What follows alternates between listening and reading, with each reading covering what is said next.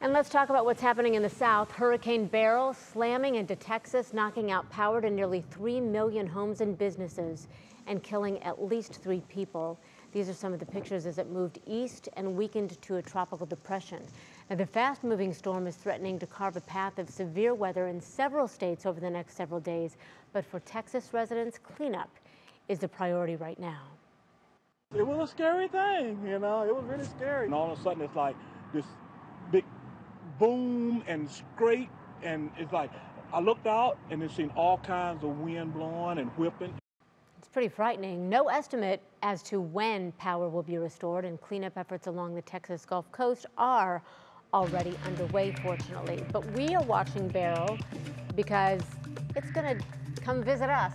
Just a little bit. Yeah, it's moving inland and going to be moving off towards the northeast. And thankfully for us, we do need the rain, but we're not going to see the worst of the impacts from Beryl as it moves through. The heaviest rain, any chance for severe weather, looks to stay off to our west. Okay, so what about these temperatures that we were just talking about? Yeah, temperatures, we're not going to get the heat that they're having in Oregon either. They've just been suffering out there with, absolutely. The west coast is just southwest especially. And that's brutal if you don't have air conditioning. Exactly. It's so bad. It's so hard for the folks out there.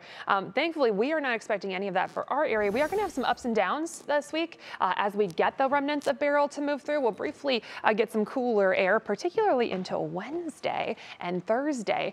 For tomorrow, it's going to be pretty similar to today in terms of our temperatures, but we are going to have additional clouds. So you'll notice that ahead of the remnants of Beryl. So clouds will be increasing tonight into tomorrow. We start off in the 70s, good deal of cloud cover as we go through the day.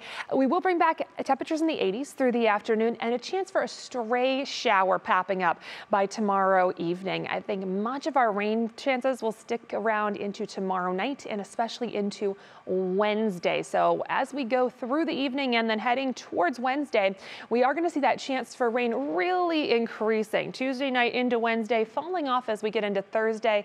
And then we'll hold off until early next week for any additional rain chances. But we really do need some rain around here. So far for the year at Cleveland Hopkins, we're about 4 inches below average for rainfall. So we do need the rain. Don't necessarily like it coming from the tropics and a system that's already done so much damage, but we're going to see what kind of rain we can actually squeeze out of these remnants of Beryl. As I mentioned, biggest impacts in terms of rainfall actually going to be off to our west. They're expecting some very heavy rain across areas of Illinois, northern Indiana, and into southern Michigan.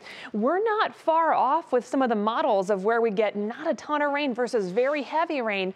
So we'll watch the track of Beryl very closely and some of those remnants where we get some heavier downpours. We could see that shifting a little bit, but right now, general trend looks like the highest rain totals will be off to our west.